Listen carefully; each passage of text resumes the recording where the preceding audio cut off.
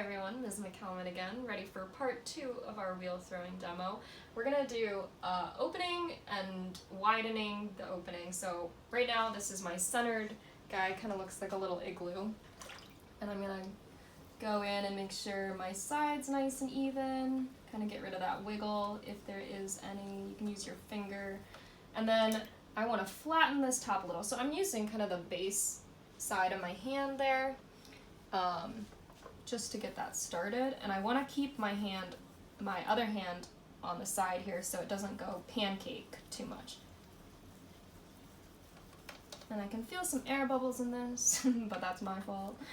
There we go. So I kind of have a flat top now, and you have to find the center now.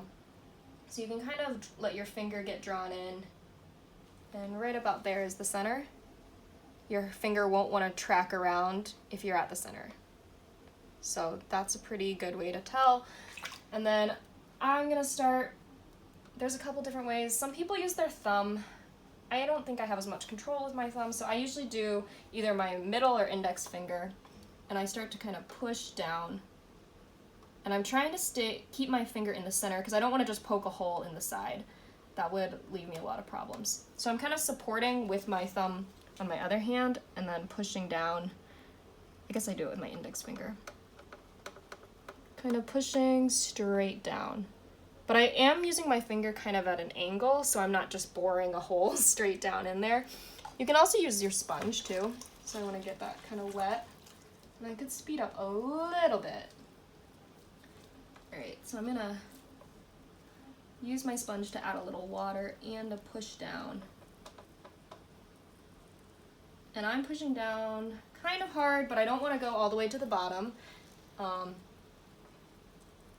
want to have a solid bottom. So I'm going to flatten that top out a little bit. It is getting a little wobbly, but that's okay. I'm going to keep pushing down. And you really want to anchor your elbow and keep your arm in and kind of keep your arm still. All right. And now I'm wondering how deep it is, because I want to know how thick it is at the bottom. So I'm going to use my needle tool, which is already very dirty, and I'm going to put some slip on it. Make sure there's no chunks of clay, but I'm going to put some slip on it, and I'm just going to stick it right in the bottom. And then I'm going to put my finger kind of where it's meeting that top bit, and you can see kind of where that lump is. That's about how thick my bottom is, and that's a pretty good thickness actually. I'm pretty happy with that. So I'm gonna start my wheel up again and fill that hole a little bit just by putting my finger back in there. It'll fill it with slip. And then now we're gonna widen, which can get tricky. So this is a pretty good wheel speed. You don't want it going too fast here or things will get off center. And I'm gonna kind of brace myself on my knees so my body is square to the wheel.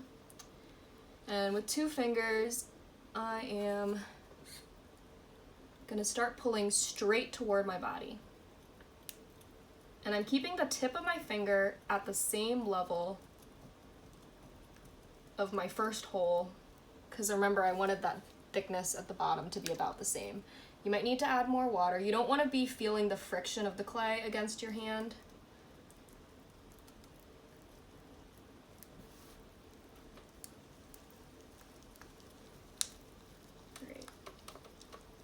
And that's pretty wide, but as you can see, it's a little bit lumpy here, so I'm going to use my sponge. I don't want too much water in there. I'm going to use my sponge to kind of even out my bottom. And this is a little off center now, but that's good. It's always a good example when things aren't going perfect.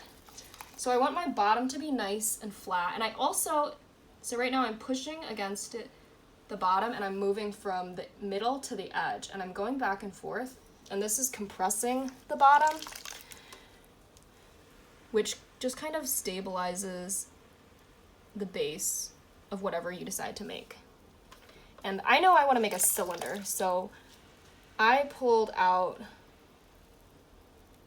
to about the width I want my cylinder to be. I could make it even a little bit wider maybe. I'm adding just a little bit of water with my sponge. I'm going to pull a little bit more. You might not even notice that difference, but it is a little wider now. But now I kind of have, this is wobbling a little bit. You can see my finger moving. There's a couple air bubbles. But I'm pretty happy with the base now.